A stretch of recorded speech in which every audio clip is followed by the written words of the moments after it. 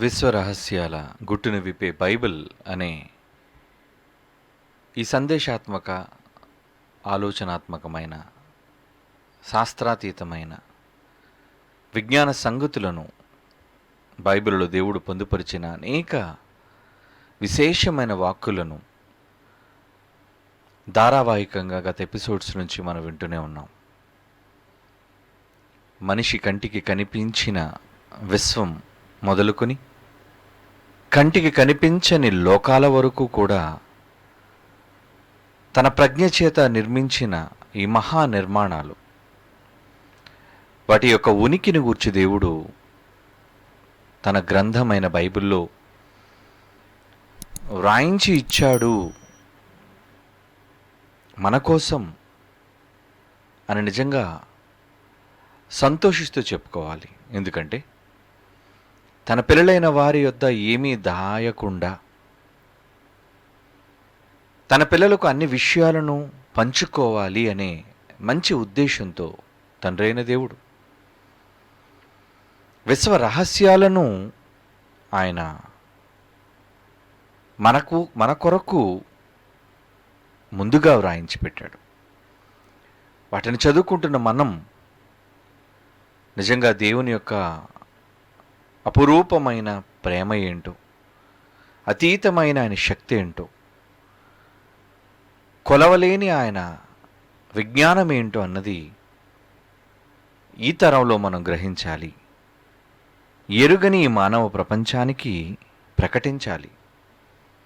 అందుకోసమే ఈ మాటలని దేవుడు వ్రాయించి భద్రపరిచాడు ఇన్ని వేల సంవత్సరాలను.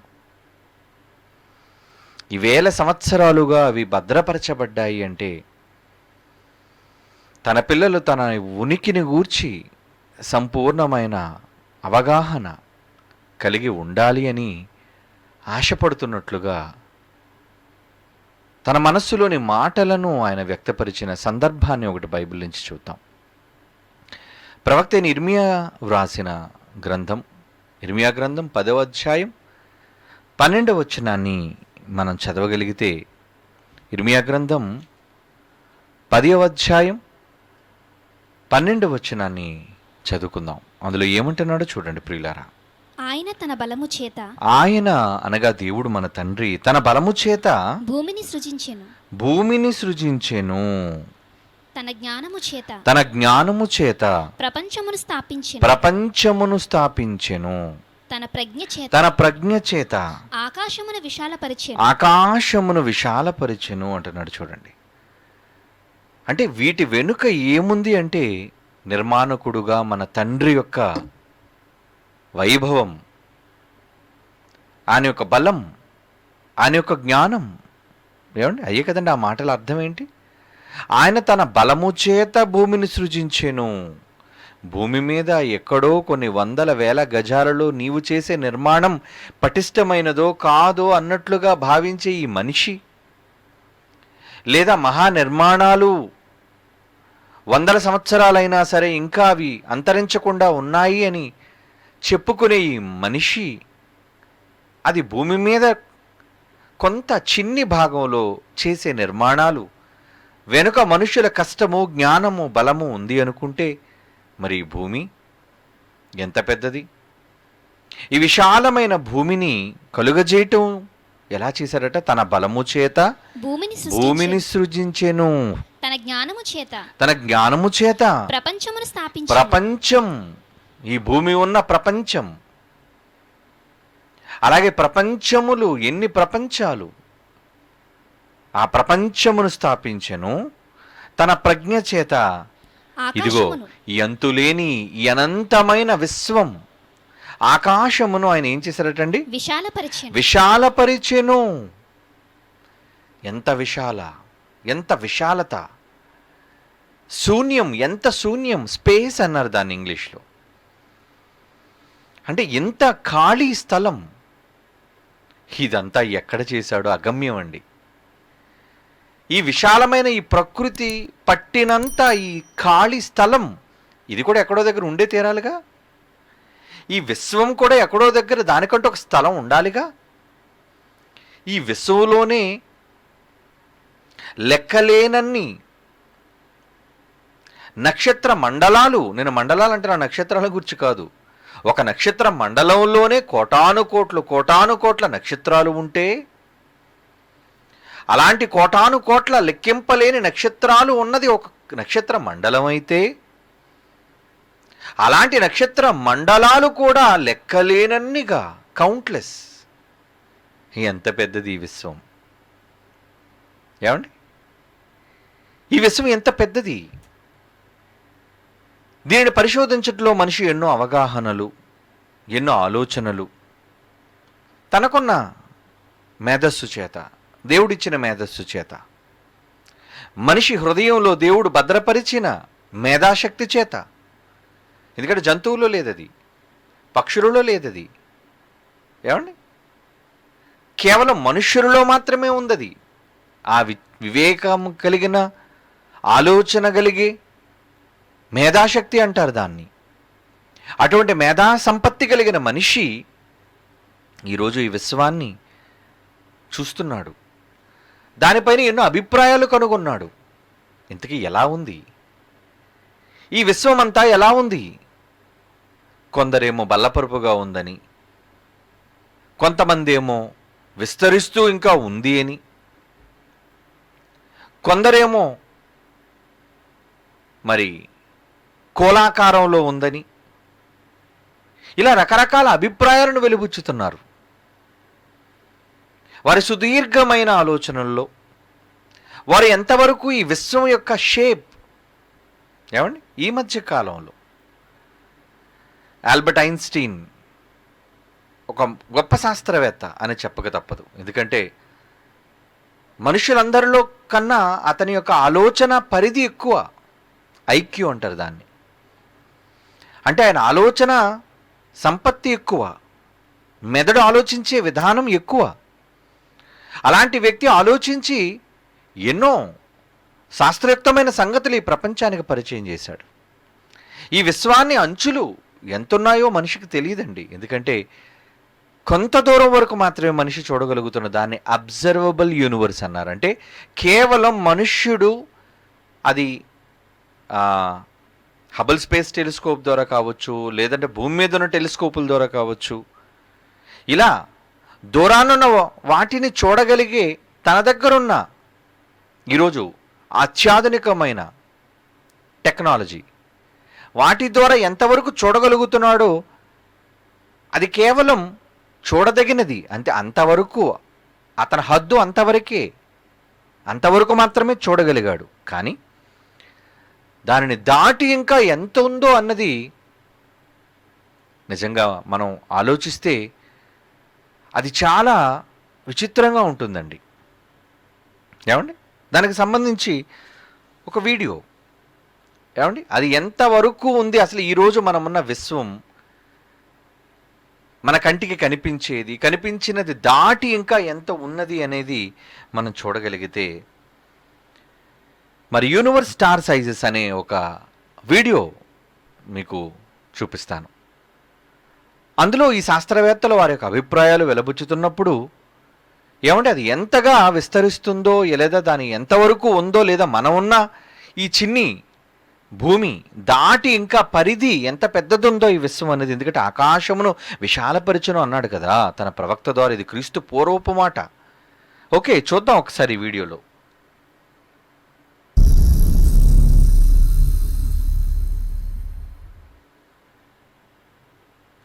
కనుక దేవుడు తన ప్రజ్ఞ చేత, తన బలం చేత చేసిన ఈ విశ్వం అది ఎంత పెద్దగా ఉందో అన్నది, అది కేవలం మనిషి కంటికి కనిపించేది, అది అబ్జర్వబుల్ యూనివర్స్.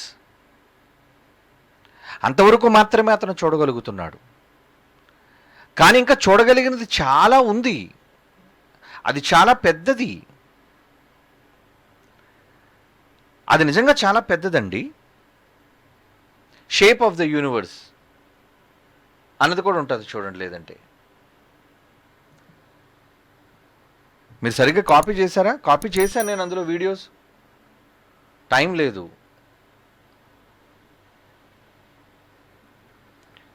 సరే, ఈలోపు తెలుగులో వేయండి. అసలు విశ్వం అనేది ఎలా ఉంటుంది, ఏ ఆకారంలో ఉంటుంది అనేది మీకు తెలుగులో కొంత ఇన్ఫర్మేషన్ మీకు అందించాలి అనుకుంటున్నాను. జాగ్రత్తగా చూడండి, దీనికి సంబంధించి ఈ విశ్వాన్ని కూర్చుని ఒక అవగాహన మీకు వస్తుంది. ఓకే, ప్లే చేయండి సౌండ్. మన భూమి మన గెలాక్సీ కన్నా పెద్దబోయే విషయం మన భూమి గురించి కానీ, మన సోలార్ సిస్టమ్ గురించి కానీ, మన గెలాక్సీ గురించి కానీ కాదు, అలాగని ఇతర గెలాక్సీ గురించి కాదు. అయితే కాసేపు వీటన్నిటి గురించి మర్చిపోండి, ఎందుకంటే ఇప్పుడు నేను చెప్పబోయేది మన భూమి మన గెలాక్సీ కన్నా పెద్దది. అదే మన బ్రహ్మాండమైన విశ్వం. అంటే ఇప్పటి వరకు మనకు కనిపించిన ఈ బ్రహ్మాండమైన విశ్వంలో మన పాలపుంతలను పోలిన ఎన్నో పాలపుంతలు ఉన్నాయి. అయితే ఇప్పటి వరకు మన టెలిస్కోప్ల ద్వారా చూసిన విశ్వం యొక్క పరిమాణం 4650 కోట్ల కాంతి సంవత్సరాలు. దీనినే అబ్జర్వబుల్ యూనివర్స్ అంటారు. అయితే ఇప్పటి వరకు మనకు మన భూమి ఆకృతి తెలుసు, అలాగే గెలాక్సీ ఆకృతి కూడా తెలుసు, అలాగే మనలాంటి ఎన్నో గెలాక్సీలు ఎలా ఉంటాయో కూడా తెలుసు. అయితే నా చివరి వీడియోలో చెప్పుకున్నట్లు ఈ బ్రహ్మాండమైన విశ్వానికి కూడా ఒక ఆకృతి ఉంది. అది గుండ్రంగా అయినా లేక బల్లపరుపుగా అయినా ఉండొచ్చు అని మనం అనుకున్నాం. అయితే ఇదంతా ఐన్స్టీన్ యొక్క సిద్ధాంతాలను ఉపయోగించి చేసిన ఊహ మాత్రమే. అయితే ఐన్స్టీన్ చెప్పిన జనరల్ థియరీ ఆఫ్ రిలేటివిటీ ప్రకారం స్పేస్ నిండా గ్రావిటీ ఉంది అని, అది సాగే గుణాన్ని కలిగి ఉంటుంది అని అనుకున్నాం. అయితే సరిగ్గా ఇక్కడే అలెగ్జాండర్ ఫ్రైడ్మెన్ అనే రష్యన్ ఫిజిసిస్ట్ ఐన్స్టీన్ యొక్క జనరల్ థియరీ ఆఫ్ రిలేటివిటీ ఎలా పనిచేస్తుందో ఒక ఈక్వేషన్ ని కనిపెట్టాడు. అదే ఫ్రైడ్మెన్ ఈక్వేషన్. అయితే ఈ ఈక్వేషన్ లో మనం ఇక్కడ ఉన్న కేని గమనిస్తే కే అనేది ఈ విశ్వం యొక్క ఆకృతిని గురించి సూచిస్తుంది. అంటే ఐన్స్టీన్ ప్రకారం విశ్వం మొత్తం గ్రావిటీ అనే కంటికి కనిపించని ఒక ఫ్యాబ్రిక్ ఉంటుంది. కాబట్టి అది వస్తువు యొక్క బరువును బట్టి దాని ఆకృతిని మార్చుకుంటుంది. అంటే దానికి సాగే గుణం ఉంటుంది. సరిగ్గా ఇదే విషయాన్ని గమనించిన అలెగ్జాండర్ ఫ్రైడ్మెన్ తన ఈక్వేషన్ ద్వారా ఈ విశ్వం యొక్క ఆకృతిని ఊహించగలిగే అవకాశాన్ని మనకిచ్చాడు. అది ఎలా అంటే ఈ ఈక్వేషన్ లో కే అనేది గ్రావిటీ యొక్క ఆకారం అనుకుందాం, అంటే విశ్వం యొక్క ఆకారం. ఈ ఈక్వేషన్ ప్రకారం ఒకవేళ కే స్థానంలో ఏదైనా ఒక వాల్యూని మనం సబ్స్టిట్యూట్ చేస్తే, అంటే k = +1 కానీ k = -1 కానీ లేదా k = 0 అయినా ఉండొచ్చు. ఒకవేళ k = +1 అయితే ఈ విశ్వం యొక్క ఆకృతి గుండ్రని ఆకారంలో ఉంటుంది. అంటే విశ్వంలోని మొత్తం గెలాక్సీల బరువు వల్ల స్పేస్ లో ఉన్న గ్రావిటీ అనే ఫ్యాబ్రిక్ మొత్తం పూర్తిగా గుండ్రని ఆకారంలోకి మారిపోయి అందులోనే ఈ సమస్త విశ్వం ఉంటుంది. అంటే ఇప్పుడు మీరు చూస్తున్న విశ్వంలా ఉంటుంది. అందులోనే మనం అనుకున్న అబ్జర్వబుల్ యూనివర్స్ ఉంటుంది. అంటే ఇంతకు ముందు మనం మాట్లాడుకున్నట్టుగా ఈ గుండ్రని బ్రహ్మాండమైన విశ్వం యొక్క సైజ్ 46.5 బిలియన్ లైట్ ఇయర్స్ అన్నమాట. అయితే ఇక్కడ ఉన్న ఇంట్రెస్టింగ్ ఫ్యాక్ట్ ఏంటంటే ఒకవేళ విశ్వం గుండ్రని ఆకారంలో ఉంటే జామెట్రీ ప్రకారం సర్కిల్లో అలాగే స్ఫియర్స్ లో ఎక్కువ వాల్యూమ్ ఉంటుంది. అంటే ఈ బ్రహ్మాండమైన విశ్వం లోతు చాలా ఉంటుంది. ఒక విధంగా చూస్తే ఇది పరిమితమైన యూనివర్స్ అన్నమాట. దీనిని క్లోజ్డ్ యూనివర్స్ అంటారు. ఇప్పుడు ఫ్రైడ్మెన్ ఈక్వేషన్ లో k ని -1 తో పోల్చితే ఈ విశ్వం ఇలా ఉంటుంది. దీనిని హైపర్బోలిక్ ప్లేన్ అంటారు. అలాగే నెగటివ్ కర్వ్ షేప్ అని కూడా అంటారు, ఎందుకంటే దీనిని మనం -1 తో పోల్చుతున్నాం కాబట్టి. అయితే ఇందులో సర్ఫేస్ అనేది తక్కువ వాల్యూమ్ ని కలిగి ఉంటుంది. దీనినే ఓపెన్ యూనివర్స్ అంటారు. ఇదే ఈక్వేషన్ ప్రకారం k అనేది 0 అనుకుంటే ఈ విశ్వం యొక్క ఆకృతి బల్లపరుపుగా ఉంటుంది. అంటే ముందుగా మనం అనుకున్నట్టుగా ఎలాంటి గుండ్రని ఆకారంలోనూ ఉండదు, కేవలం ఒక మైదానంలా ఉంటుంది. దీనినే ఫ్లాట్ యూనివర్స్ అని అంటారు. అయితే ఈ 3 యూనివర్స్లలో కూడా ఎక్స్పాన్షన్ జరగడానికి అవకాశం ఉంది.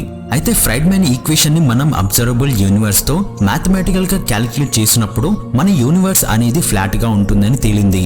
అయితే ఇక్కడే మనకు ఒక డౌట్ వస్తుంది. ఐన్స్టీన్ ప్రకారం విశ్వం గుండ్రంగా ఉంటుంది కదా, మరి ఫ్లాట్ యూనివర్స్ ఎలా అవుతుంది? అయితే ఫ్రైడ్మెన్ ఈక్వేషన్ తో చూస్తే ఐన్స్టీన్ ఈక్వేషన్ తప్పు అని తేలుతుంది. అయితే నిజంగా ఐన్స్టీన్ ఫీల్డ్ ఈక్వేషన్ తప్ప అంటే కాదు, ఎందుకంటే స్పేస్ అనేది బెండ్ అవుతుంది, అలాగే గ్రావిటీ అనేది ఉంది అని ఇప్పటికే నిరూపించబడింది. అయితే ఫ్రైడ్మెన్ ఈక్వేషన్ కి ఐన్స్టీన్ ఈక్వేషన్ ని కలిపితే ఈ యూనివర్స్ అనేది గుండ్రని బ్రహ్మాండమైన విశ్వం అని తేలింది. అయితే దీనికోసం కాస్మిక్ మైక్రోవేవ్ బ్యాక్గ్రౌండ్ ని పరిశీలించినప్పుడు ఇందులో 180 డిగ్రీ ట్రయాంగిల్ ని కనుక్కున్నారు. అంటే ముందుగా క్లోజ్డ్ యూనివర్స్ గురించి మాట్లాడుకున్నప్పుడు క్లోజ్డ్ యూనివర్స్ అంటే గుండ్రంగా ఉంటుంది కాబట్టి అందులో 180 డిగ్రీ ట్రయాంగిల్ ని మనం గమనించవచ్చు. అయితే కాస్మిక్ మైక్రోవేవ్ బ్యాక్గ్రౌండ్ అంటే ఏంటి అని మనకు ఒక డౌట్ కూడా వస్తుంది. దీని గురించి కొంచెం లోతుగా తెలుసుకుంటే కాస్మిక్ మైక్రోవేవ్ బ్యాక్గ్రౌండ్ ని ఎలక్ట్రోమాగ్నెటిక్ రేడియేషన్ అని కూడా అంటారు. అంటే అబ్జర్వబుల్ యూనివర్స్ ప్రకారం మనకు కనిపించినంత యూనివర్స్ ని కాంతి ద్వారా పరిశీలిస్తాం. అంటే మనం దూరంగా చిట్ట చివరిసారిగా చూసిన ఒక వస్తువు మనకు కనిపిస్తుంది అంటే ఆ వస్తువుపై పడిన కాంతి మన దగ్గరికి చేరుకున్నప్పుడే ఆ వస్తువుని మనం చూడగలుగుతాం. కాబట్టి ఇదే కాన్సెప్ట్ ని ఆధారం చేసుకొని స్పేస్ లో మన దగ్గర ఉన్న టెలిస్కోప్లు చూసిన చిట్ట చివరి విశ్వం యొక్క అంచుల నుండి వచ్చిన కాంతిని ఒక స్పెక్ట్రమ్ లాగా మార్చి చూసినప్పుడు ఈ CMBని గుర్తించారు. అంటే విశ్వం అంచు నుండి వచ్చిన కాంతిని వివిధ రకాల వేవ్ లెంత్లలో చూసినప్పుడు ఈ విశ్వం యొక్క అంచులు ఈ విధమైన ఉష్ణోగ్రతను చూపించాయి. అంటే విశ్వం అంచు నుండి వచ్చిన కాంతిని ఒక ప్రిజం గుండా పంపిస్తే ఒక రెయిన్బోను ఏర్పరుస్తుంది. ఆ రెయిన్బోలో వివిధ రకాల లైట్స్ ఉంటాయి. అలా ఆ కాంతిని వివిధ రకాల రంగుల్లో పరిశీలించినప్పుడు దాని యొక్క ఉష్ణోగ్రతను తెలుసుకుంటారు. అలాగే ఇక్కడ ఒక ఇంట్రెస్టింగ్ విషయం ఏంటంటే ఈ విశ్వంలో అంటే మన అబ్జర్వబుల్ యూనివర్స్ లో మనం ఏ డైరెక్షన్ లో చూసినా సరే ఒకే రకమైన కాస్మిక్ మైక్రోవేవ్ రేడియేషన్ రికార్డ్ అవ్వడాన్ని గమనించారు. అయితే దాని ప్రకారం విశ్వం మొదట్లో వెలువడిన కాంతి అన్ని డైరెక్షన్లలో పడడం వల్ల అక్కడ గెలాక్సీలు ఉన్నాయని మనకు అనిపిస్తుందా, లేక బిగ్ బ్యాంగ్ అనేది అంతటా జరిగిందా అని డౌట్స్ ని కూడా క్రియేట్ చేస్తున్నాయి. అయితే దీన్ని బట్టి మన విశ్వం ఐసోట్రోపిక్ అని నిర్ధారించారు. అంటే ఇది అన్ని వైపు చూసారా, అంటే ఈరోజు శాస్త్రవేత్తలు నిర్ధారించినది ఏంటంటే వారికి అన్ని దశల నుంచి అందిన కాంతిని బట్టి చూస్తే మొత్తానికి ఎలా కనిపిస్తుంది అంటే షేప్, యూనివర్సల్ షేప్ ఎలా కనిపిస్తుంది? గుండ్రని ఆకారం, గుండ్రని ఆకారంగా కనబడుతుంది అన్న విషయం ఒక నిర్ధారణకు వచ్చారు. వీళ్ళు వెళ్ళి చూడలేదండి, ఎందుకంటే వీళ్ళ కంటికి కనిపించనిది చాలా పెద్దది, సువిశాలమైనది. ఎన్నో కొన్ని వందల వేల కాంతి సంవత్సరాల దూరంలో ఉన్న వాటిని వీళ్ళు చూస్తున్నప్పుడు ఆ కాంతి అన్ని వైపుల నుంచి ఒకే విధంగా వీరిక రావటం వలన ఈ విశ్వం ఎలా ఉంది అనే ఒక నిర్ధారణకి ఈ మధ్యన వచ్చారండి. ఈ మధ్యన అంటే ఇప్పుడు విశ్వం యొక్క ఆకృతి ఎలా ఉంది అనే ఒక అభిప్రాయాన్ని వీళ్ళు వెలుబుచ్చారు శాస్త్రవేత్తలు ఐన్స్టైన్తో కలిపి. ఇది ఒక గుండ్రటి బంతి, అదే కదండి మనకు చూపించారు బొమ్మ, గుండ్రటి బంతి. అవునా? విశ్వం నిజంగా గోళాకారంలో ఉందా? ఈ విశ్వం అంతా కూడా గోళాకారంలో ఉందా అంటే అవునండి. మరి బైబిల్ చూపించమంటారా? వేల సంవత్సరాలు క్రితం అసలు ఈ విశ్వం యొక్క షేప్, భూమి ఎలా ఉందో కాదు, భూమి అసలు కంటికి కానరానిది ఈ విశ్వంలో. అలాంటిది విశ్వం అంతా ఎలా ఉంది అనేది క్రీస్తు పూర్వం వేల సంవత్సరాల క్రితం అనగా బైబిల్ ఆరంభంలోనే ఈ విశ్వం యొక్క పరిస్థితిని బైబిల్ చెప్పింది. శాస్త్రవేత్తలు కాదండి, శాస్త్రవేత్తలకు మించి చెప్పింది బైబిల్. ఎలా అంటారా? చూడండి, మీ బైబిల్ విప్పి చూడండి. ఆదికాండం, ఏమండి, ఆదికాండం 1వ అధ్యాయంలో దేవుడు తన సృష్టి కార్యక్రమాన్ని ఆరంభించాడు. అవునా? తన నిర్మాణాన్ని ఆరంభించాడు. అలా ఆరంభించినప్పుడు ఏం జరుగుతుందో తెలుసా అండి? అక్కడ ఉదయాస్తమయాలు జరుగుతున్నట్లుగా కనబడుతుంది. చూడండి, ఆదికాండం 1వ అధ్యాయం 5వ వచనం చూడండి. ఆదికాండం 1వ అధ్యాయం 5వ వచనం అండి. అస్తమయమును ఉదయమును కలుగగా ఒక దినమాయను. ఏమండి? అస్తమయమును ఉదయమును కలుగగా ఒక దినమాయను. ఇది చాలా మంది శాస్త్రవేత్తలకు అర్థం కాక దినము అనగానే ఈ పిచ్చివాళ్ళు భూమి మీద ఉన్న 24 గంటల భూదినాన్ని లెక్కగట్టి బైబిల్ తప్పుడు గ్రంథము, 24 గంటలు ఒక రోజేంటి, ఈ దినం అంటే సూర్యుడు తర్వాత పుట్టాడు, భూమి తర్వాత పుట్టింది, అప్పటికి దినాలు ఎక్కడి నుంచి వచ్చాయి అనే జ్ఞానము, విచక్షణ, వివేచన, బైబిల్ పైన అవగాహన వాళ్ళకి లేక బైబిల్ ఒక తప్పుడు గ్రంథము అని అనుకున్నారు. కానీ ఇప్పుడు కాదు, ఎందుకంటే ఇది బైబిల్ ఓపెన్ యూనివర్సిటీ ప్రపంచాన్ని పరిపాలిస్తున్న కాలం ఇది. దేంతో? అధికారంతోనో ధనంతోనో కాదు, జ్ఞానంతో, దైవ జ్ఞానంతో, దేవుని మహాజ్ఞాన గ్రంథమైన ది బైబిల్తో ఎవడు కాదనగలడు చెప్పండి? అందుకే సవాలు చేసి చెబుతున్న బైబిల్ను తప్పన్న మగాడు ఎవడురా? నిరూపించే దమ్ము, సత్తా ఉంటే ధైర్యంగా ఢీకొట్టు. బైబిల్ ఓపెన్ సిటీ పెట్టి టర్మ్స్ అండ్ కండిషన్స్ సోది మాట్లాడకూడదు. ఎప్పటి వరకు ఎవరు రారండి, వీళ్ళు పిలిచినా రారండి. టర్మ్స్ అండ్ కండిషన్స్, మేము పెట్టే టర్మ్స్ అండ్ కండిషన్స్ నిలబడి ప్రపంచంలో ఏ మగాడినైనా తీసుకురండి మీరు. మరలా చెప్తున్నాను నేను, ఇది డప్పాలు కొట్టుకోవడానికో మా ప్రఖ్యాతి చాటుకోవడానికో కాదు. మేము నమ్మే గ్రంథం, మమ్మల్ని వెలిగించిన గ్రంథం, గ్రంథరాజ్యం ది బైబిల్, దానిలోని ఎన్ని అమూల్యమైన విషయాలు ఉన్నాయో అన్నది తేల్చి చెప్పడానికేనండి బైబిల్ విశ్వవిద్యాలయం అవతరించింది. ఈ 21వ శతాబ్దంలో జ్ఞానంతో ప్రపంచ శాస్త్రవేత్తలను తొక్కుకుంటూ పైకి వెళ్ళిపోతుంది. అందుకే మరలా చెప్తున్నాను పబ్లిక్గా, బైబిల్ ఓపెన్ యూనివర్సిటీ ఇండియా పెట్టే టర్మ్స్ అండ్ కండిషన్స్కి నిలబడితే పోటీకి BOUI ఎప్పుడూ సిద్ధం. బైబిల్ తప్పని నిరూపించాలి అనుకుంటే, దేవుని పిల్లలారా, బైబిల్లో ప్రారంభ వచనాలలోని విశ్వం ఎలా ఉందో అన్నది దేవుడు చెప్పాడు. ప్రారంభంలో అస్తమయమును ఉదయమును కలుగగా ఒక దినం, విశ్వదినమది. ఈ బుడగలో ఉన్నాం మనమంతా, ఈ విశ్వమని గుండ్రటి చక్రంలో ఉన్నాం మనమంతా. అందులో ఎన్నో కోటాను కోట్ల గెలాక్సీ మండలాలు ఉన్నాయి, నక్షత్ర మండలాలు. ఆ మండలాల్లో ఎక్కడో ఒక ఆండ్రోమెడా దగ్గరలో పాలపంత నక్షత్రం అనే మండలం, ఆ మండలంలో కోటాను కోట్ల నక్షత్రాలలో సూర్యుడు అనేవాడు ఒక చిన్ని నక్షత్రం. దానికున్న కుటుంబంలో 3వ గ్రహం భూమి, అది మన అడ్రస్. కనుక ఇంత పెద్ద విశ్వం అది ఏ ఆకారంలో ఉంది అంటే, ఉదయాస్తమయాలు జరుగుతున్నాయి, ఒక దినము అని చెప్పాడు అంటే తర్వాత 2వ దినం అన్నాడు. చూడండి 8వ వచనం, ఆదికాండం 1వ అధ్యాయం, బైబిల్ తొలి పుస్తకం, తొలి అధ్యాయం, ప్రారంభ వచనాల్లో 8వ వచనాలు ఏముంది చూడండి. మరలా అస్తమయమును ఉదయమును కలుగగా 2వ దినం.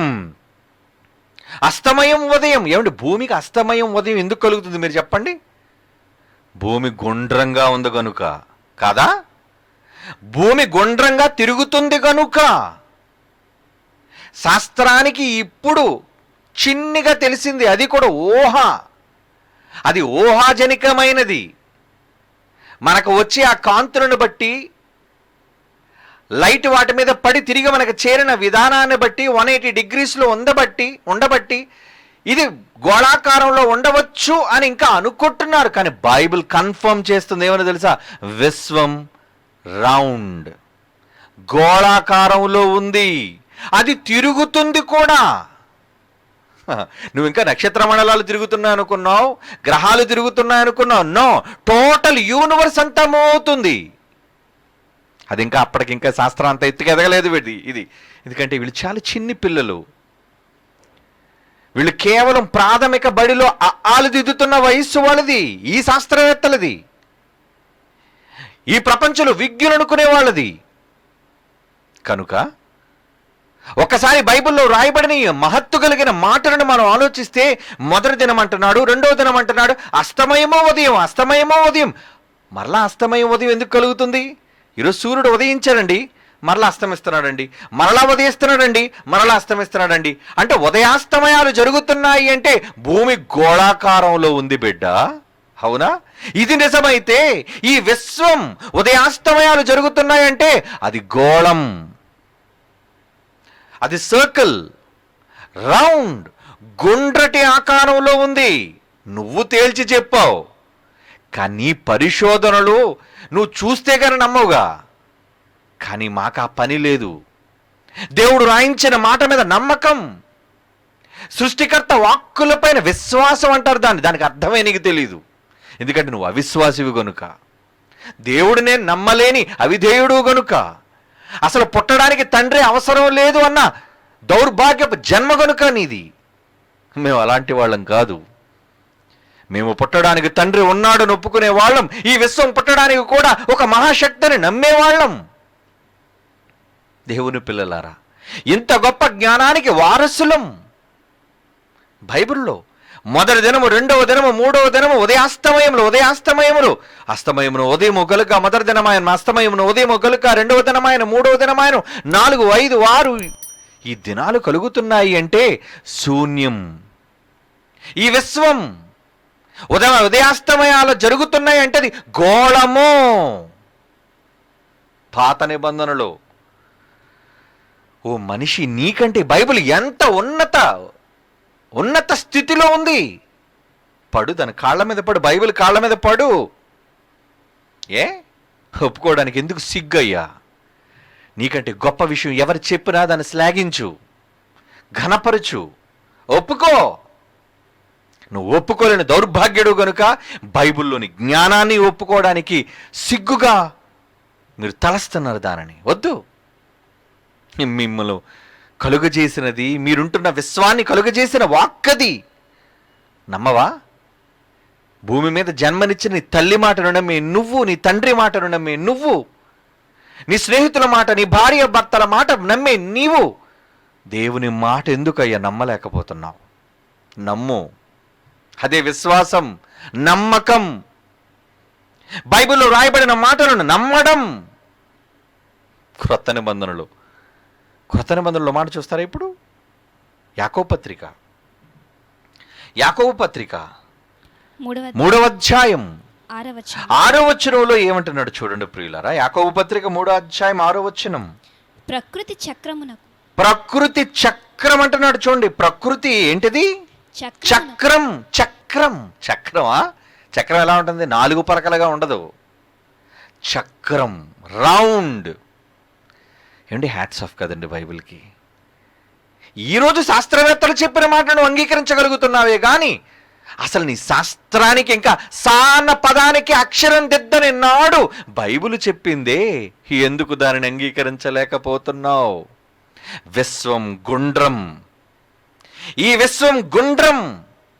ఆ గుండ్రటి విశ్వంలో నిన్ను కలుగజేశాడే నీ తండ్రి. గత వారంలో చెప్పుకున్నావే, కునుకోకుండా నిద్రపోకుండా నిన్ను కంటికి రెప్పలా కాపాడుకుంటున్నాడే ఎందుకు? ఆయన వారసుడు నువ్వు, ఆయన కుమారుడు నువ్వు, ఆయన గర్భము నుంచి వచ్చిన వాడు నువ్వు. మీరందరూ ఏ గ్రంథం మనుషులను దేవునితో సమానులు చేయలేదేమో కానీ బైబిల్ చేసింది. ప్రతి మనిషిని దేవుని నుంచి ఉద్భవించిన వాడు అని చెప్పింది. దేవుని ఆత్మను పంచుకున్న వాడు అని చెప్పింది. ఎంత సమానత్వం, ఎంతటి జ్ఞానం! అదండి బైబిల్ యొక్క విశిష్టత, బైబిల్ యొక్క గొప్పతనం. దేవుని పిల్లలారా, అలాంటి విశ్వంలో ఎక్కడో ఉన్నావయ్యా భూమి మీద నువ్వు. కానీ ఆ విశ్వంలో భూమి ఎక్కడ ఉందో నీకు తెలుసా? ఆ విశ్వం అనేది గుండ్రం అనేది మనకు అర్థమైంది. ఏమండి, విశ్వం అనేది ఒక గుండ్రటి బంతి అనుకుంటే ఈ బంతిలో భూమిని ఎక్కడ పెట్టాడో తెలుసా? ఆశ్చర్యపోతారా మీరు చెబితే? భూమిని ఎక్కడ పెట్టాడో తెలుసా? ఎక్కడ పెట్టాడో చూద్దాం. ఎక్కడ పెట్టాడో నిజంగా చూస్తేనండి, ఎందుకు ఎక్కడ పెట్టాడా, ఎందుకు ఎక్కడ ఉంచవలసిన అవసరత, ఏమండి, ఆయన ఎందుకు ఈ ప్రాంతంలో ఉంచవలసిన అవసరత ఎందుకు ఏర్పడింది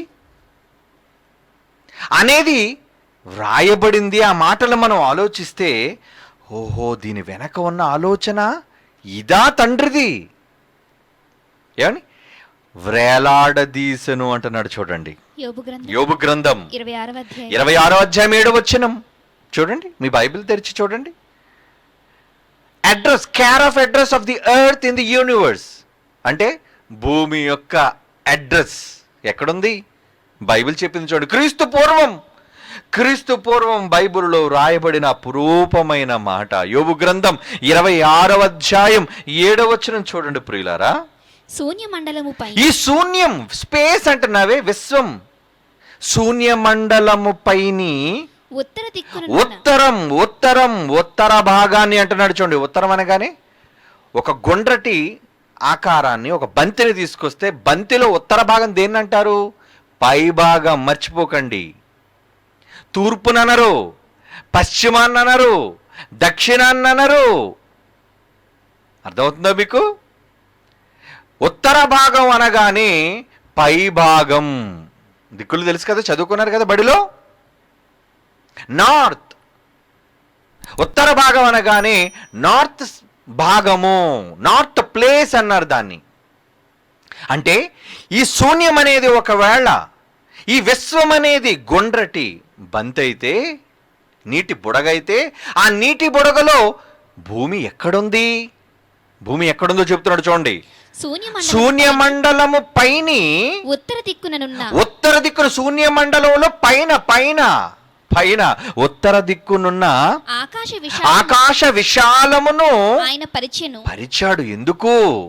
శూన్యము ఆ శూన్యము పైన భూమిని వ్రేలాడ చేశాడు. హ్యాంగ్, అక్కడ ఆగు, అక్కడ నువ్వు వ్రేలాడుతూ ఉండాలి బంతిలా. అంటే ఇప్పుడు విశ్వంలో భూమి ఎక్కడ వేలాడుతుంది మీరు చెప్పండి? ఈ శాస్త్రానికి తెలియదండి.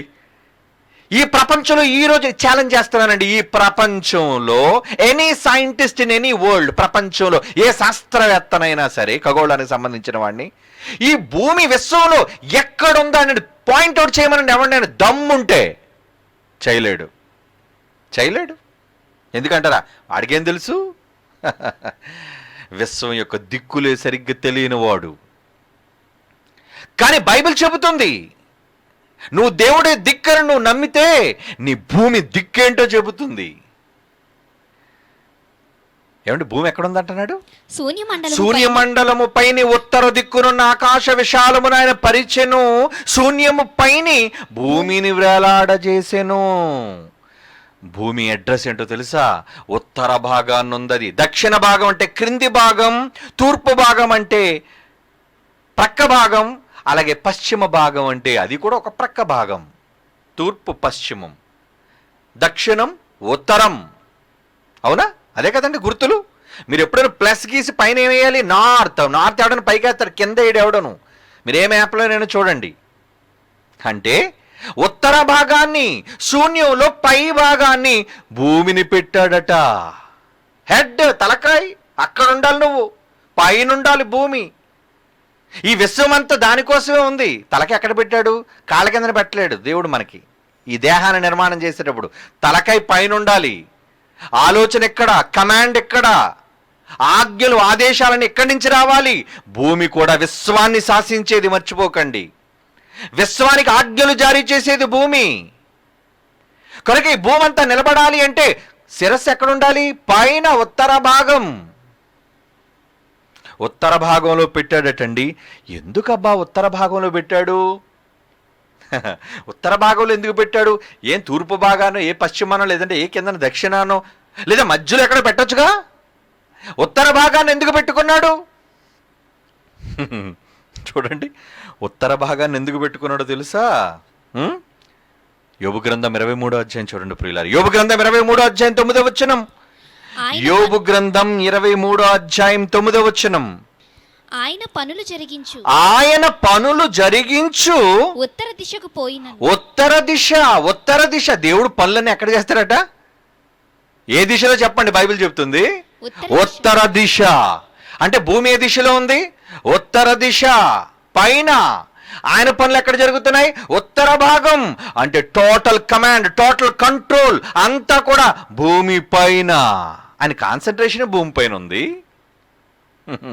అర్థమవుతుందా? ఏమండి బైబిల్ ఎంత ఖచ్చితం చూడండి. ఎవడండి బైబిల్ తప్పని మగాడు? అందుకే సవాలు చేస్తున్నాను, తప్పని దమ్మున్న మగాడు ఎవడైనా ఉంటే ప్రపంచంలో మేము పెట్టే టర్మ్స్ అండ్ కండిషన్స్కి నిలబడమండి. సవాలుకు సిద్ధం, రెడీ. మరలా భవిష్యత్తు చెప్తున్నాను, వాడు ఓడించి బైబిల్ పాదాల మీద పడేస్తాం. రాసుకోండి.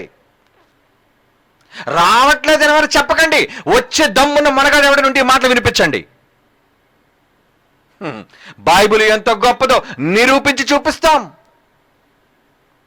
దేవుని పిల్లలారా, ఎంత గొప్పదండి. ఎక్కడటండి? ఆయన పనులు జరిగి. యోబు 23:9. ఆయన పనులన్నీ ఎక్కడ జరుగుతున్నాయట? ఆయన పనులు జరిగించు ఉత్తర దిశకు పోయినను. అక్కడున్నాడట. ఆయన పనులు జరిగించు. ఉత్తర భాగమా? అవునండి, ఉత్తర భాగం.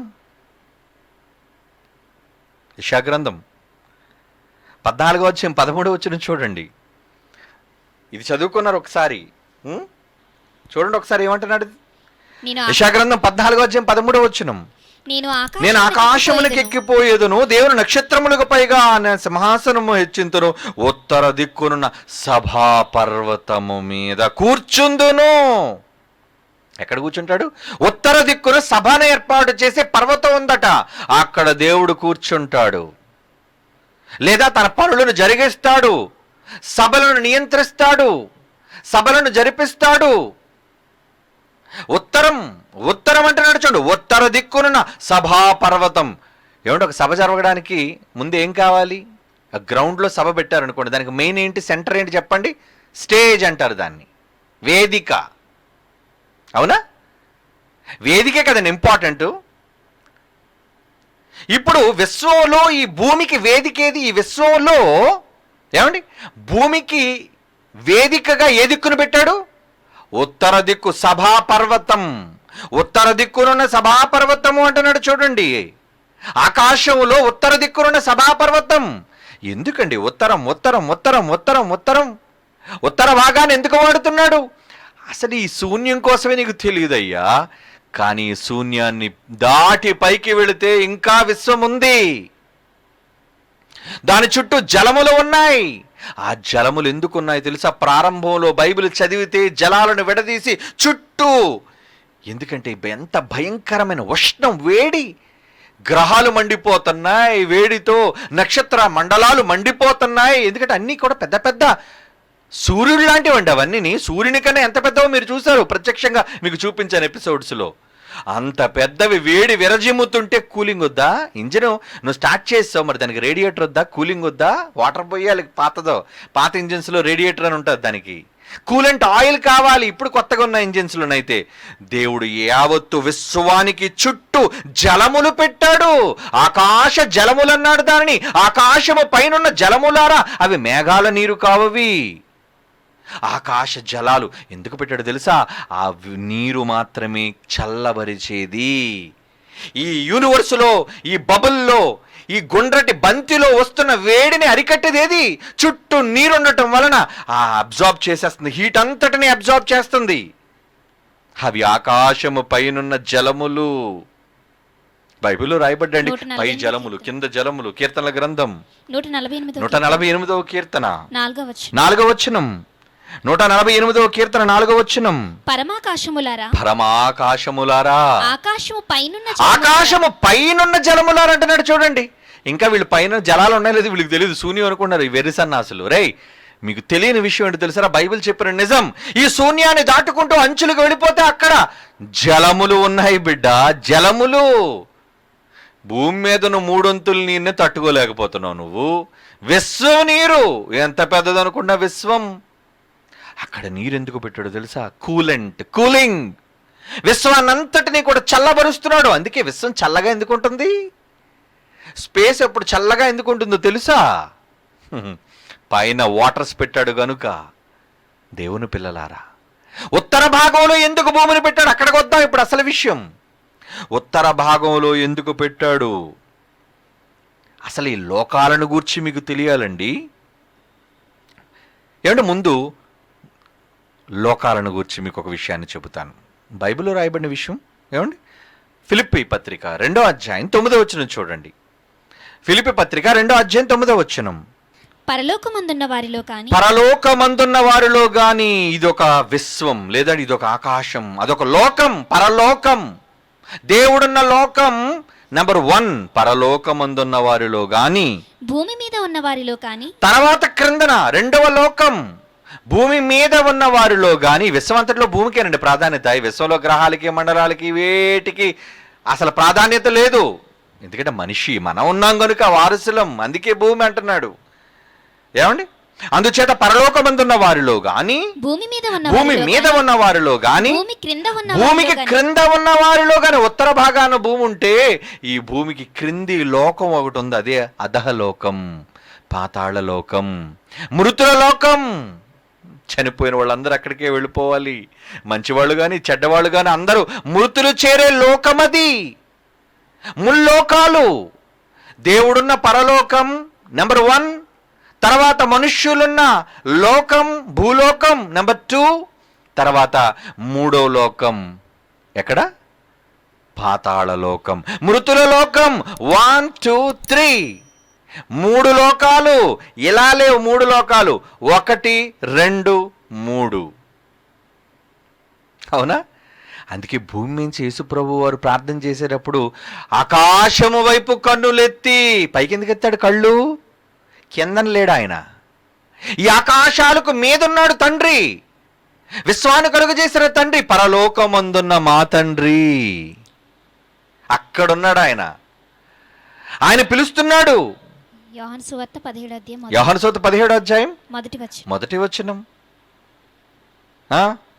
యేసు ఈ మాటలు చెప్పి ఆకాశము వైపు కన్నులెత్తి, తండ్రి నా గడియ వచ్చి ఉన్నది, పరలోకమందున తండ్రి. ఏమండి,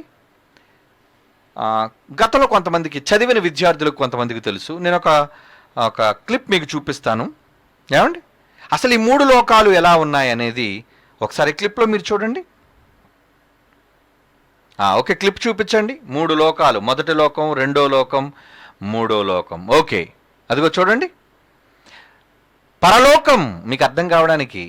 తర్వాత రెండవ లోకం విశ్వం. ఆ రౌండ్గా ఉన్నది ఏంటో తెలుసా అండి? విశ్వం. ఈరోజు మనం ఉన్నది రెండోది. ఏమండి, తర్వాత మూడవ ఆకాశం, అది మృతుల లోకం. ఏమండి, ఇప్పుడు ఇందులో భూమి ఎక్కడుంది చెప్పండి? అది మధ్యనున్నది రెండవ ఆకాశములో ఉన్నది భూమి అయితే, ఈ భూమిని ఎక్కడ పెట్టాడట? ఈ విశ్వం అనేది రౌండ్ కదా, మీకు చెప్పాను. యూనివర్స్ అనేది రౌండ్ కదా, గోళాకారంలో కదా ఉంది, గుండ్రంగా. అందులో ఎక్కడుందండి భూమి? ఉత్తర భాగం. అందుకే రౌండ్ చూడండి ఎక్కడుంది. ఆకాశ విశాలపరిచాడు పైన ఆకాశాన్ని. అందులో ఆ విశాలపరిచిన ఆకాశంలోనే కదా దేవుడు దేన్ని పెట్టాడట? ఎందరు మీరు చదివారు? యోబు 26:7 శూన్య మండలము పైన ఉత్తర దిక్కున ఆకాశ విశాలమును ఆయన పరిచెను, శూన్యము పైన భూమిని వేలాడదీసెను. అంటే ఇప్పుడు భూమి ఎక్కడుంది చెప్పండి? అంచున ఉత్తర భాగాన్ని పైన. అదిగోండి అక్కడ కదులుతుందే, మీకు కదులుతుంది కదా, కనబడుతుందా? అక్కడ పెట్టాడటండి, భూమిని. అక్కడ ఎందుకు పెట్టాడు? ఎందుకు అక్కడ పెట్టాడు? ఇందాక చెప్పాను కదా, తలకాయది. దేవుడు ఆజ్ఞలు, ఆదేశాలు జరిగే స్థలం అది, ఆయన పనులు జరిగే ప్రాంతం అది, ఆయన సభ నిర్వహించే ప్రాంతం అది. ఉత్తర దిక్కు, ఉత్తరం అంటే పైన కదా, నార్త్ ఎప్పుడు పైనే ఉంటుంది కదండి. అదిగోండి అక్కడ, అదిగో చూడండి, నార్త్ మీకు చూపిస్తున్నారు. అదిగోండి నార్త్ అంటే ఉత్తర భాగం పైన. అక్కడెందుకు పెట్టాడబ్బా? అక్కడెందుకు పెట్టాడు భూమిని? అదిగోండి ఇప్పుడు అంటే మీకు కనిపించదు. ఒకళ్ళు రెండో ఆకాశం, ఆ రౌండ్ రెండో గోళం మధ్యనున్నది, ఒకళ్ళు ఈ టోటల్ విశ్వం అనుకుంటే, ఆ విశ్వంలో భూమి యొక్క ఎక్కడుందో తెలుసా? దాని ప్రదేశం అదిగోండి అక్కడ ఉత్తర భాగంలో, పై భాగం, ఉత్తర భాగం. మనకు నార్త్ పోల్ అంటే ఎక్కడ చూపిస్తారు చెప్పండి? భూమికి ధ్రువ ప్రాంతం ఉత్తర భాగం, అంతే కదండి. ఉత్తర ధ్రువం అంటారు, అంటే పైన అని అర్థం. పైన ఉత్తర భాగం. ఇప్పుడు భూమి ఉత్తర భాగంలో ఉందా? అవును, ఉత్తర భాగంలో ఎందుకు ఉందబ్బా? ఇప్పుడు బైబిల్ చూడండి అర్రా, మంచి మాట. కీర్తన గ్రంథం 113వ కీర్తన 6వ వచనం. బాగా చూసారు కదా, ఇది మొదటి ఆకాశం, రెండో ఆకాశం, మూడో ఆకాశం. అందులో పరదేశు, తర్వాత వేదనకరమైన స్థలం. ఇది ఇప్పుడు మనకు అవసరం లేదు, అంటే మీకు అర్థం కావడానికి మాత్రమే బొమ్మను చూపించాను. రైట్, ఇప్పుడు బైబిల్ చదవండి. 113వ కీర్తనలోని 6వ వచనం. 113వ కీర్తనలోని 6వ వచనం. ఆయన భూమి ఆకాశములను వంగి చూడని అనుగ్రహించుచున్నాడు. ఏం చేయాలనుకున్నాడు దేవుడు? పైన ఉన్నాడు కదండి, మొదటి ఆకాశంలో కదండి ఉన్నాడు. ఆ బొమ్మ పక్కనేయండి, మొదటి ఆకాశంలో కదండి ఉన్నాడు దేవుడు. ఆ మొదటి ఆకాశంలో ఉంటే, మొదటి ఆకాశంలో దేవుడు ఉంటే వంగి చూస్తున్నాడట. వంగి ఎప్పుడు చూస్తారు చెప్పండి? కింద నుంటే వంగి చూస్తారా, పైన ఉంటే వంగి చూస్తారా? ఎంత కరెక్ట్ అండి బైబిల్. తల పైకెత్తి చూడలేదు. యేసుప్రభు మాత్రం తల పైకెత్తి, కనుల పైకెత్తి ప్రార్థన చేస్తున్నాడు.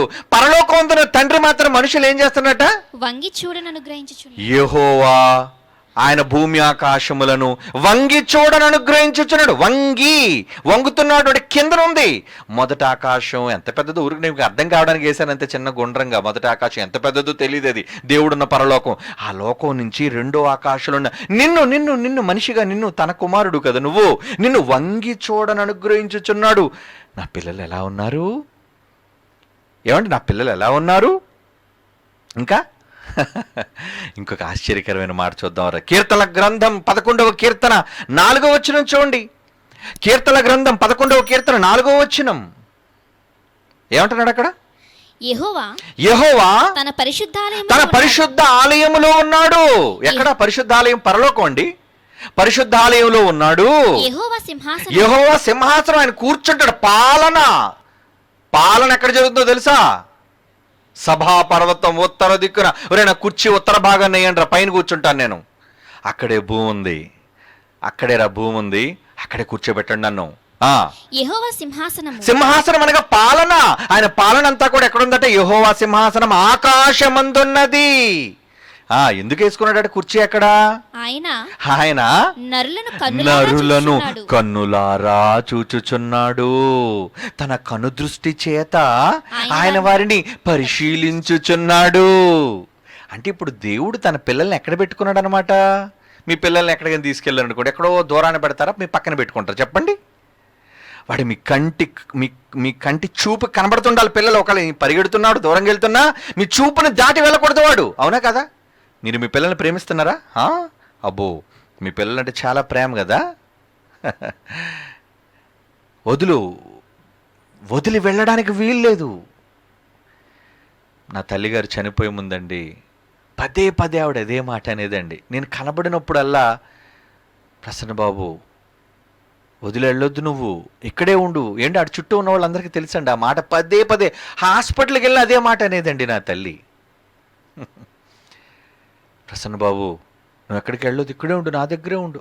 ఉంటానమ్మా, నీ దగ్గరే కూర్చుంటాను. అన్ని రోజులు ఆవిడ దగ్గరే ఉన్నానండి, ఆవిడతోనే ఉన్నానండి. హాస్పిటల్కి వెళ్ళి ఆవిడతోనే ఉన్నాను, పగలైనా ఆవిడతోనే ఉన్నా, మధ్యాహ్నమైనా ఆవిడతోనే ఉన్నా, రాత్రి అయినా ఆవిడతోనే ఉన్నాను. ఎందుకు? కన్నది. పిల్లలమండి, పిల్లలం కదా. నాకు కనబడు, నా పిల్లాడుగా, నా కొడుకు నువ్వు నాకు కనబడుతుండాలి. అంటే ఒక తల్లి ఒక తండ్రి ప్రేమ ఏంటంటే తమ పిల్లలు తమ కళ్ళ ముందు ఉండాలి. అవునా కదా? మీ కనుచూపు దాటి వాళ్ళు వెళ్ళనివ్వరే. పరలోకమందున్న తండ్రి ఏం చేస్తాడటంటే, నిజంగా ఈ మాట నన్ను ఎంత హత్తుకుందంటే, వాట్ అ వండర్ఫుల్ డాడీ.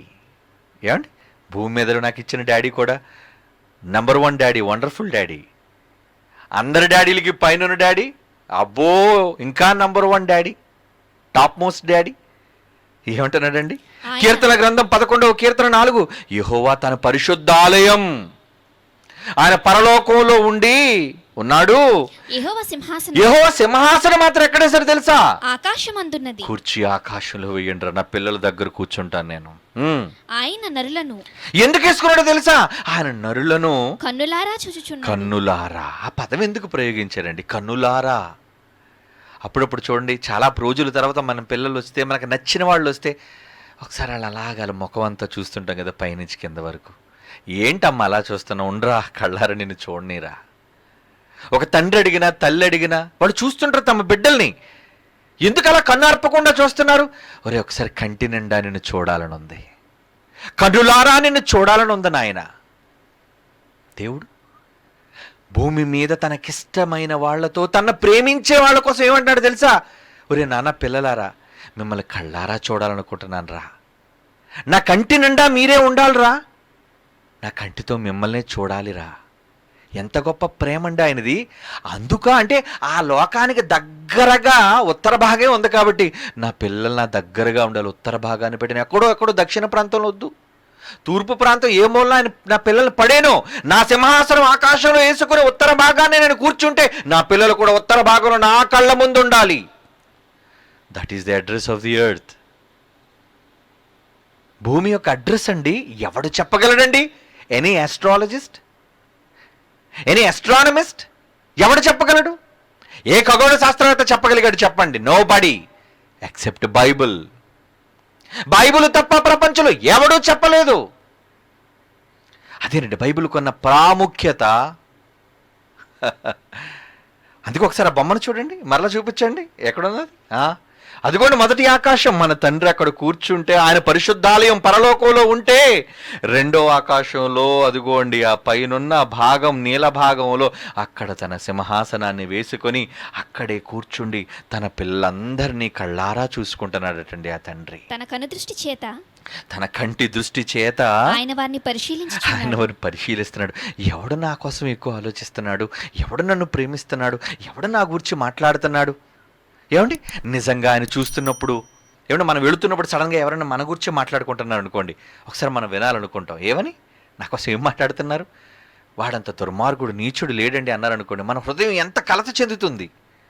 నిజంగా మనల్ని పొగుడుతున్నారు అనుకోండి, అబ్బా ఎంత గొప్ప వ్యక్తి అండి, ఎంత మంచి వ్యక్తి అండి, ఎంత ఉన్నతమైన వ్యక్తి అండి, అబ్బా అంత ప్రేమ కలిగిన వ్యక్తిని మనం చూడలేదంటే, నిజంగా లోనకు వచ్చి ఆ వ్యక్తిని ఎంత ప్రేమిస్తాడు చెప్పండి.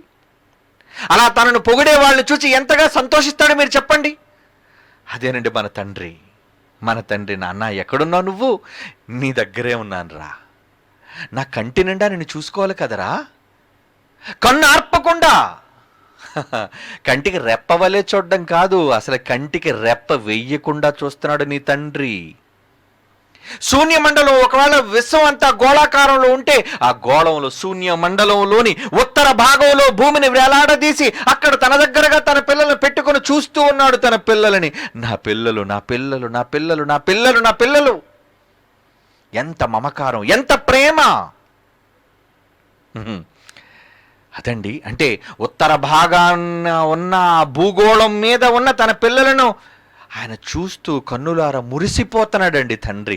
అప్పుడప్పుడు చూడండి, మన పిల్లలు ఏవైనా మనం గమనిస్తూ ఉంటాం, మన ముందు గెంతుతున్నాం, ఆడుతున్నా, ఏ పనులు చేస్తున్నా, వాళ్ళు పెద్దవాళ్ళు అయినా సరే వాళ్ళని అలా చూస్తూ ఉంటాం. వాళ్ళు మాట్లాడుతున్నప్పుడు పదే పదే వాళ్ళని పరిశీలిస్తుంటా, బాగా మాట్లాడుతున్నాడు, వెరీ గుడ్, ఎంత అందంగా ఉన్నాడు, నా కోసమే మాట్లాడుతున్నాడు కదా, నేనంటే వాడికి ఇష్టం కదా. నీకెవరంటే ఇష్టం, అప్పుడప్పుడు తల్లిదండ్రులు అడుగుతుంటారు, నీకెవరంటే ఇష్టం రా, నేనంటే మమ్మీ అంటే ఇష్టమా, డాడీ అంటే ఇష్టమా అని డాడీ అడిగినప్పుడు నాకు మమ్మీ అంటేనే ఇష్టం అన్నాడు అనుకోండి, డాడీ ఎంత బాధపడతాడు. ఏమండి, ఈరోజు భూమి మీద ఉన్న మనుషులందరినీ కనుదృష్టి చేత పరిశీలిస్తున్నప్పుడు నాకు మా ఆవిడంటే ఎంత ప్రేమ అండి అన్నాడు అనుకోండి, నేనంటే ప్రేమ లేదురా నీకు, నీకు నీ భార్యనిచ్చింది నేనేరా, ఏమంటే ఎంత ఫీల్ అయిపోతాడండి. నాకంటే మా అమ్మేనండి దేవుడి కన్నా గొప్పది మా అమ్మ అన్నాడు అనుకోండి, ఎంత బాధపడిపోతాడండి ఆయన. నీ భర్తను ప్రేమించినప్పుడు, నీ పిల్లలను ప్రేమించినప్పుడు, నాకంటే ఎక్కువగా నువ్వు దేనిని ప్రేమించినా నువ్వు నాకు పాత్రుడు కాదురా, నువ్వు నాకు నచ్చవురా అనేసాడు దేవుడు. ఎంత మంచోడు చూడండి. ఏమండి, అలిగాడు. నాకంటే ఎక్కువగా తన తల్లి నేను, తండ్రి నేను ప్రేమించేవాడు నాకు పాత్రుడు కాడు. నన్ను ప్రేమించాలి, నన్నే ఇష్టపడాలి, నేనే తండ్రిని. నిజంగా అది ఎంత మమకారం, ఎంత ప్రేమ. కనులారా చూడాలనుకుంటున్నాడండి ఆ పైనున్న లోకం. ఇందుకే మొదటి ఆకాశం ఏమనుకుంటున్నారు, ఏమండి, మొదటి ఆకాశం ఏమనుకుంటున్నారు చూడండి, ఎక్కడుందది. కీర్తన గ్రంథం 48వ కీర్తన 2వ వచనం. కీర్తన గ్రంథం 48వ అధ్యాయం, ఏమండి 2వ వచనం ఏమంటున్నాడు అక్కడ, ఉత్తర దిక్కున. అబ్బో, ఆయన లోకం ఎక్కడుందో చెప్పుకోండి, చూడండి, అడ్రస్ చెప్తున్నాడు, ఎంత కరెక్ట్ గా చెప్తున్నాడు చూడండి. ఉత్తర దిక్కున మహారాజు పట్టణమైన సియోను పర్వతము రమ్యమైన ఎత్తుగల చోట నుంచబడిన సర్వభూమికి సంతోషకరముగా ఉన్నది. మళ్ళీ ఏదైనా ఫుల్ అయ్యేదాన్ని, ఫుల్ స్క్రీన్ అయ్యేదాన్ని, ఆ బొమ్మను వేయండి. మహారాజు పట్టణం. నన్ను వద్దులే, ముందు దాన్ని చూపించండి, తీసేయండి నన్ను పర్వాలేదు, సెంటర్ చేయండి, క్లోజప్ చేయండి. దేవుని పిల్లలారా, అంటే పైన హెవెన్ అంటున్నామే పరలోకం, అలా చూపించండి, నన్ను అవసరం లేదు. ఏమంటున్నాడు చూడండి అక్కడ, ఏమండి మళ్ళా చదవండి, ఇప్పుడు రెఫరెన్స్ చదవండి. 48వ కీర్తన 2వ వచనం. ఉత్తర దిక్కున అంటే భూమికి ఉత్తర భాగాన్ని, పైన పరలోకమే కదండి, పైన ఉత్తర భాగంలో ఏముంది చెప్పండి, పైన పైన పైన హెవెన్, పరలోకం. మహారాజు ఎవరు, దావీదు అనుకుంటారంటే, చాచా ఆయన భూమి మీద చిన్న రాజు అండి. మహారాజు అంటే మన డాడీ, హీజ్ ఎ కింగ్, మన తండ్రి ఒక రాజు అండి ఆయన. యెహోవా రాజు, యుగ యుగములు ఏలుతున్న మహా ఏలిక రాజు, చక్రవర్తి ఆయన. ఉత్తర దిక్కునున్న మహారాజు పట్టణమైన సియోను పర్వతము రమ్యమైన ఎత్తుగల చోట ఉంచబడి సర్వభూమికి సంతోషకరముగా ఉంది. సంతోషకరం. పైనుండడం ఎంత సంతోషం. ఆ పట్టణం భూమి మీద ఉన్న యెరూషలేము గురించి అనుకుంటున్నారా? ఇది మహారాజు పట్టణం సియోన్ అనగానే కాదండి, పరలోకం. దేవుడున్న మొదటి లోకం అదే సియోను, జయాన్ అంటారు దాన్ని. సియోను పట్టణం, సియోను పురం, మహారాజు పట్టణం, దేవుడు కూర్చున్న లోకం. అక్కడ నుంచి ఆయన తన దగ్గరగా పిల్లలు పెట్టుకోండి. చూడండి, విశ్వం అంతట్లో పిల్లల్ని ఎక్కడ పెట్టుకున్నాడు? దగ్గరగా పెట్టుకుని నరులను కన్నులారా చూస్తూ, ఏమండి, వాళ్ళని పరిశీలిస్తూ ఆయన మురిసిపోతున్నాడండి. అందుకే ఇప్పుడు మనం చదువుకున్న మాట, ఉత్తర దిక్కున మహారాజు పట్టణం, రమ్యమైన ఎత్తుగల చోట అంటున్నాడు. చూడు, ఎత్తు. మనల్ని ఎత్తులో పెడితే మనకంటే ఎత్తులో ఆ లోకాన్ని పెట్టాడటండి. పరలోకం ఎత్తుగల చోట ఉంచబడి సర్వభూమికి సంతోషకరం. నిజంగా దేవుడు ఆ ఆకాశం వైపు కనులెత్తినప్పుడు మీకు ఏం కనబడుతుంది? ఆకాశంలో కనులెత్తే నక్షత్రాలా కాదు. ఆ నక్షత్రాల పైన నీలాకాశం ఉంటే ఆ నీలాకాశము పైన మన తండ్రి కనబడుతున్నాడు. ఎవరైనా? హీస్ అవర్ ఫాదర్, మన డాడీ అండి, మన తండ్రి అండి. అక్కడ కూర్చున్నాడు, నిన్ను చూస్తున్నాడు, నరులందరినీ చూస్తున్నాడు. నన్ను పట్టించుకోవట్లేదు, నన్ను ఎవరో ఆలోచించట్లేదని నువ్వు అనుకుంటున్నావా? భార్య పట్టించుకోలేదనో, భర్త పట్టించుకోలేదనో, కుటుంబం వారు పట్టించుకోలేదనో, లోకం పట్టించుకోలేదనో మీరు ఎప్పుడు బాధపడకండారా. పరలోకమందున్న తండ్రే మిమ్మల్ని పట్టించుకుంటుంటే ఎంత గొప్పవాళ్ళు మీరు. ఆయన కనుదృష్టి మీ మీద పడాలి చాలు. ఆయన దృష్టి మీ మీద పడితే ఎంత ధన్యులర్రా మీరు. మరి పడాలి అంటే ఏం చేయాలి? నిజంగా ఎందరో ఎన్నో సేవలు, ఎన్నో సహకారాలు, ఎన్నో త్యాగాలు, ఎన్నో సహాయాలు ఎన్ని చేస్తున్నారండి పిల్లలు. వండర్ఫుల్, హ్యాట్స్ ఆఫ్ మీ అందరికీ. మీరందరూ దేవుని దృష్టిని పొందిన వారిని మర్చిపోకండి. దేవుని యొక్క కను దృష్టి మీ మీద పడిందని మర్చిపోకండి. ఆయన దృష్టి ఒక్కసారి మీ మీద పడితే మీ జన్మ ధన్యం. అలా ఎప్పుడు ఆయన దృష్టి మీ మీద ఉంచుకొని, మీ దృష్టి ఆయన పైన పెట్టుకొని, మీరు చేయవలసిన ఆయన పనులన్నిటినీ మీరు చేసుకుంటూ వెళ్ళండర్రా. ఉత్తర దిక్కును తన దగ్గరగా పెట్టుకున్న భూమి మీద ఒకవేళ నువ్వు చనిపోతే వెంటనే తన పరలోకంలో దూతలకు ఆదేశిస్తాడు, వెళ్ళండి వెళ్ళండి వెళ్ళండి, నా కుమారుడు లాజరు ఎంతో పెద్ద రోగంతో, భయంకరమైన ఇబ్బందులతో, వంటి నిండా జబ్బుతో చచ్చిపోయాడు, వెళ్ళండి తీసుకురండి, స్వాగత సత్కారాలతో ఆహ్వానంతో తీసుకురండి, దేవదూతల చేత అబ్రహాము రొమ్మున ఆనుకొనుటకు కొనిపోబడెను. వెళ్ళిపోతారు. ఎలీషా మరణకరమైన రోగంతోనే చచ్చిపోయాడు పాపం. పెద్ద ప్రవక్త ఆయన, రెండింతల ఆత్మ కలిగిన ప్రవక్త. ప్రాణం పోయింది, రోగంతో ప్రాణం పోయింది ఆయనకి. కానీ ఏం చేశాడు? తన దేవదూతలను పంపించాడు, వెళ్ళండి వెళ్ళండి, నా కుమారుడు నా దగ్గరికి వచ్చేయడానికి సిద్ధంగా ఉన్నాడు. యెహోవా భక్తుల మరణం ఆయన దృష్టికి ఎంతో విలువ కనుక తన పిల్లల్ని ఆయన తీసుకువెళ్ళిపోతున్నాడు. తన పనులను పూర్తి చేసిన వాళ్ళు, ఆయనకి ఇష్టమైన వాళ్ళు. పనులను బకాయి పెట్టకండి, దేవుని పనులను బకాయి పెట్టకండి. ఈ విశ్వ రహస్యాలను గుట్టు విప్పుతుంది బైబిల్. విశ్వాన్ని దాటి ఉన్న లోకాల యొక్క గుట్టు కూడా చెబుతుందండి బైబిల్. ఎంత గొప్పది బైబిల్. ఇంత గొప్ప జ్ఞాన గ్రంథాన్ని నిజంగా మీరు కైవసం చేసుకోవడానికి ప్రయత్నిస్తున్నారా? మీరేమైనా బైబిల్ జిప్పేసి తల కింద పెట్టుకుంటున్నారా? అలా పెట్టుకుంటే మీ జ్ఞానం అర్థం కాదర్రా. బయటకు వెళుతున్నప్పుడు మీ జోబులోనో, మీ సంచిలోనో, ఏమండి మీ బ్యాగులోనో పెట్టుకుంటే కాదర్రా జ్ఞానం. దాని మీద ప్రేమ చూపించడం అంటే మీ దగ్గరగా పెట్టుకోవడం కాదు, దానిలో ఉన్న సారాన్ని మీ మనస్సుకి ఎక్కించుకోండి, చదవండి, దివారాత్రములు దాన్ని ధ్యానించండి, దానిలో ఉన్న అనేక సంగతులను గ్రహించండి, తెలుసుకున్న సంగతులు ఈ మానవ సమాజానికి ప్రకటించండి. అదర్రా దేవుడు మీకు ఇచ్చిన గొప్ప బాధ్యత. ఆయన తన దగ్గరగా ఈ భూమిని పెట్టుకోవడం కోసం ఎంత చక్కటి వివరణ బైబిల్లో ఇచ్చాడో ఏమండి ఎవరికండి తెలుసు? ఏ శాస్త్రవేత్తకు తెలుసండి? వండర్ఫుల్. అంత గొప్పగా మిమ్మల్ని ప్రేమిస్తున్నాడండి ఆ రాజు, ఆ సియోను రాజు, ఆ లోకాన్ని పరిపాలించే రాజు. నిన్ను కూడా తన సింహాసనం మీద ఒకరోజు కూర్చోబెట్టాలి అనుకుంటున్నాడు. యేసుప్రభుని కూర్చోబెట్టాడు ఆల్రెడీ. జయించు వారిని నాతో పాటు నా తండ్రి సింహాసనం ముందు కూర్చుండబెడతాను అని మీకు కూడా వాగ్దానం చేశాడు కదా ఆయన. ఆ వాగ్దానం మీకు కావాలా? అయితే ఆయన దృష్టిలో మీరు పడండి. ఎలా పడతారు మీరు ఆయన దృష్టిలో? సహాయం, ప్రేమ చూపించటం, పనులు చేయటం, కష్టపడ్డం దేవుని కోసం, ఆయన మాటలను ప్రకటించడం, అనేక మంది ఆయన మాటలకు వంగేటట్టుగా ధాటిగా ఆయన మాటలు చెప్పటం. అందుకే కదా ఈ జీవితం మనకు అనుగ్రహించబడింది. చేద్దాం, ఆయన పనులు చేద్దాం. ఉత్తర భాగాన మన కోసమే కనిపెట్టుకొని మనల్ని ఉత్తర దిశలో ఉంచిన మన తండ్రి ఈరోజు ఈ ప్రపంచాన్ని, విశ్వాన్ని పాలించే కేంద్రం ఎక్కడ ఉందో, ఎక్కడి నుంచి ఆదేశాలు బయలుదేరాలో, ఈ విశ్వానికి ముగింపు ఏంటో నెక్స్ట్ ఎపిసోడ్లో మాట్లాడుకుందాం. ఓకే.